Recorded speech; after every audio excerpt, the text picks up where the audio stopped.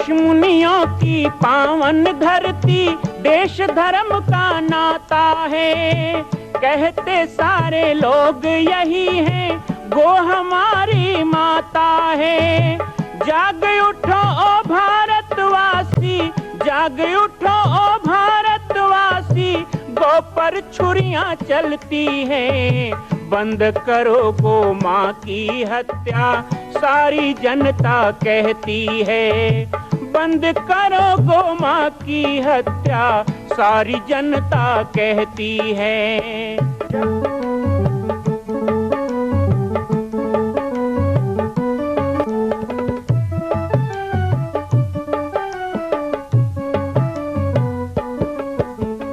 जगह जगह पर बूचड़ खाना, लाखों गौएं कटती हैं। किसे सुनाए व्यथा हमारी, नैना नीर बहाती हैं। रक्षा करना गौ माता की,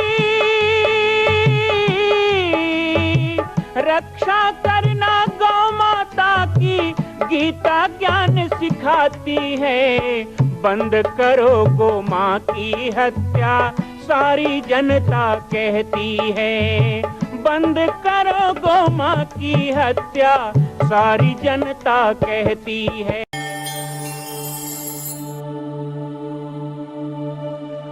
रामचरितमानस में मानस के निर्माल्य के लिए दो चीजें जरूरी, एक तो भगवान का नाम, दूसरा भगवान का काम। जो भगवान का नाम लेता है और जो भगवान जैसा काम करता है, अर्थात भगवान के चरित्रों को जीवन में धारण करता है, वही मर्यादा, वही रहनी अपने जीवन में जो उतार लेता है, वो शांति, वो सौहार्दता, वो सहजता, वो सज्जनता, वो सरलता। संतों से और कुछ मत सीखो, इतना तो जरूर सीखो, और कुछ नहीं। रहनी, बोलनी, मिलनी, चलनी, ये सब हम भूल सकते हैं, लेकिन स्वभाव, वो संत स्वभाव, जो उतार चढ़ाव जीवन में आते हैं, लेकिन उसके बाद भी जो रहनी है वो सीखना चाहिए। रामचरितमानस से भी यही सीखना है।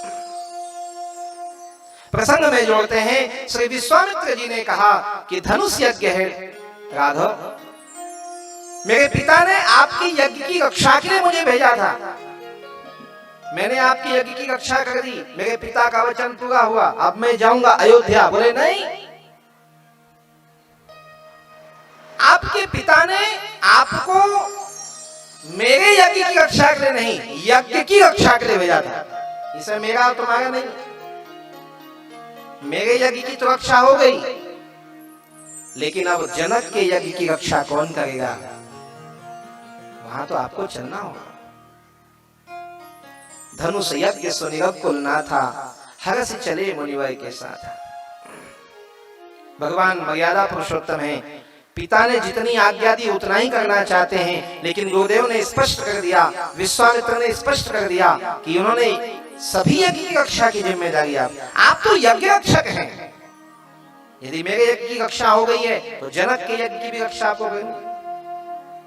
मन में भाव ये था कि जानकी से विवाह करना है, लेकिन वो बात गुप्त रखी है, यज्ञ की रक्षा की बात। आयुध सर्व समर्पिके प्रभु निज आश्रम आनी, कंद मूल फल भोजन दीन भगति हित जान। जितने अस्त्र शस्त्र विश्वामित्र के पास थे, हम लोग सोचते हैं भगवान राम ने रावण को मारा, भगवान राम ने रावण को नहीं मारा। भगवान राम स्पष्ट रामायण में घोषणा कर देते हैं कि मैंने रावण को नहीं मारा, दिव्यास्त्रों ने रावण को मारा। दिव्यास्त्रों ने, जो भगवान राम के पास दिव्यास्त्र थे। आप रामायण में लंका कांड पढ़ोगे तो समझ में आएगा कितने कैसी माया रावण ने की, लेकिन सारी माया काट दी। वो रेत बरसाता था, वो पानी बरसाता था, वो खून बरसाता था, वो कई रूपों में प्रकट हो जाता था, वो दिन में अंधेरा कर देता था। ये सारी माया को कौन काटता है? ये भगवान राम नहीं, भगवान के पास जो दिव्यास्त्र हैं, और वो दिव्यास्त्र किसने दिए हैं? भारत की ऋषि परंपरा ने दिए हैं, भारत की संत परंपरा ने दिए हैं, महाराज विश्वामित्र ने दिए हैं। महाराज विश्वामित्र भगवान राम के शस्त्र गुरु हैं, शास्त्र गुरु हैं वशिष्ठ, और शस्त्र के गुरु कौन है? विश्वामित्र। जो विश्व का मित्र है वो भगवान को अस्त्र समर्पित करता है। भगवान राम को लेके, लक्ष्मण जी को लेके चल पड़े। रास्ते में एक सुनी कुटिया दिखाई दी। अहिल्या जी का पावन प्रसंग यहाँ पे आता है, क्योंकि हमने कल आपको निवेदन किया कि भगवान रघुपति हैं, राघव हैं, राजा राम हैं। ये जन्म होते ही हो गए। रघुकुल में जन्म लिया तो रघुपति हो गए। राघव तो माँ कौशल्या बोलती थी इसलिए राघव हो गए। और राजा राम तो महाराज दशरथ ही बोलने लग गए बचपन में कि मेरा बेटा राजा बनेगा, मेरा बेटा राजा बनेगा, राजा राम हो गए। लेकिन अब पतित पावन और सीताराम, ये दो नाम विश्वामित्र जी ने दिए हैं। तो पहले पतित पावन, उसके बाद सीताराम। आज पतित पावन की कथा है। महासती महारानी अहिल्या के उद्धार का समय आया। सुनी कुटिया देखकर वहां पहुंचते हैं। अहिल्या कौन है? तो कहते हैं संसार में जो विषमताएं हैं ना, वो अहिल्या है। हम सब के जीवन में भी विषमता है, और ये विषमता तभी जाती है जब प्रभु के चरण हमारे हृदय में पड़ते हैं। परसों हमने कहा था कि रामनवमी वो नहीं जो चैत्र में आए, रामनवमी वो है जब हमारे हृदय में राम का अवतरण हो। आज हम यही बात कहते हैं कि हमारे हृदय रूपी, हमारे हृदय में बहुत सी भावनाएं, कोमल भावनाएं, हमारे भीतर दया है, प्रेम है, मैत्री है, लेकिन ये सब पत्थर बन गए हैं। पत्थर, इनको कैसे पिघलाएं, इनको कैसे जीवंत करें? तो इनको जीवंत करने के लिए श्री ठाकुर का पदार्पण हृदय में हो, भगवान हृदय में आए।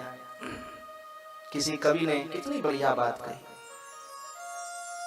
महाराज बिंदु की पंक्ति हम कई बार इसे गाते हैं। हर कोने कलिमल कसाय की लगी हुई है ढेरी, हर कोने कलिमल कसाय की लगी हुई है ढेरी। नहीं ज्ञान की किरण कहीं है हर कोठरी अंधेरी, नहीं ज्ञान की किरण कहीं है हर कोठरी अंधेरी। आंगन चौबारा अंधियारा, आंगन चौबारा अंधियारा, आएंगे भगवान, कैसे आएंगे भगवान, कैसे आएंगे भगवान, कैसे आएंगे भगवान। हमने आंगन नहीं बुहारा, हमने आंगन नहीं बुहारा, कैसे आएंगे भगवान, कैसे आएंगे भगवान, कैसे आएंगे भगवान, कैसे आएंगे भगवान। हृदय हमारा पिघल न पाया जब देखा दुखियारा, हृदय हमारा पिघल न पाया जब देखा दुखियारा, हृदय हमारा पिघल न पाया जब देखा दुखियारा, हृदय हमारा पिघल न पाया जब देखा दुखियारा। कोई पथ भूले ने हमसे पाया नहीं किनारा, कोई पथ भूले ने हमसे पाया नहीं किनारा। सूखी है करुणा की धारा, सूखी है करुणा की धारा। नहीं आंगन नहीं अब तुम्हारा, कैसे आएंगे, कैसे आएंगे भगवान, कैसे आएंगे भगवान, कैसे आएंगे भगवान, कैसे आएंगे भगवान। ये हमारा हृदय है, हमारा हृदय पत्थर की तरह हो गया। वो कैसे उसका उद्धार हो? हमारे भीतर की विषमताएं ही अहिल्या है, और उस अहिल्या का उद्धार करने के लिए जब कोई संत भगवंत को हमारे हृदय में स्थापित कर दे। कई लोग कहते हैं भगवान ने ऐसे पांव छुआए ना, किसी प्रतिमा को पांव से छूना गलत है, मर्यादा नहीं है। और कोई स्त्री, वो भी तपस्विनी की मूर्ति को पांव से भगवान छुएंगे, ये भी गलत है। लेकिन जब भगवान उस कुटिया में प्रवेश करते हैं और भगवान के परस अर्थात चरण की धूल को परस बोलते हैं, वो उड़कर अहिल्या के शरीर में छू जाता है। पर सत पद पावन, शोक न सावन, प्रगट भई तप पुंज सही। पर सत पद पावन, शोक न सावन। सब गा सकते हैं, बहुत पवित्र पंक्ति है।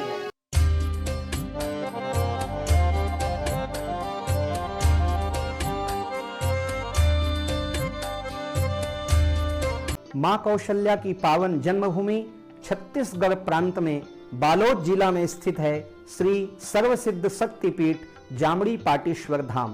परम पूज्य सद्गुरुदेव राजयोगी बाबा जी की तपस्थली श्री पाटेश्वर धाम और विश्व के अद्वितीय मां कौशल्या जन्मभूमि मंदिर निर्माण का दर्शन करने और इसी प्रकार समसामयिक विषयों पर अपना ज्ञान वर्धन करने के लिए और 10,000 गायों के लिए बनने वाले श्री हनुमान नंदीशाला गो अभ्यारण्य का समाचार प्राप्त करने के लिए आप सभी देखते रहें YouTube चैनल पर राम बालक दास, और हमारे चैनल को आप सभी सब्सक्राइब करें, घंटी का बटन दबाएं ताकि आप सूचनाओं से जुड़े रह सकें। जय श्री राम, जय गौ माता, जय गोपाल।